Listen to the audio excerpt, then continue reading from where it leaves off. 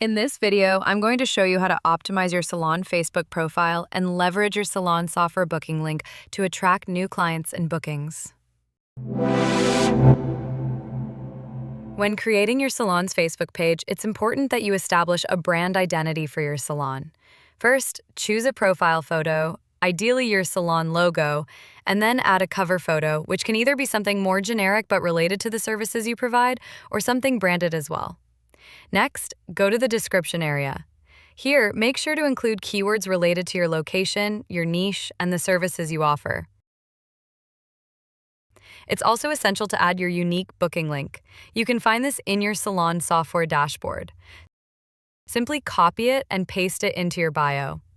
Once added, clicking that link will redirect clients to your salon software booking flow. Now, head into the About section. Here, add your salon's address and service area. This can be helpful for local SEO. It's crucial to include at least one form of contact, either a phone number, an email, or both, as well as your website, and if you don't have one, don't worry, we can create you one for free. Don't forget to include your opening and closing hours. You can easily customize these by selecting your preferred timeframes for each day of the week.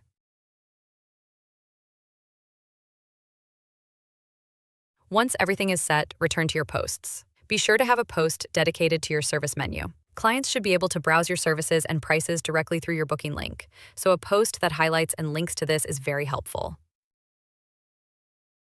To make sure clients see this post, pin it to the top of your profile. This way, new visitors can easily access it.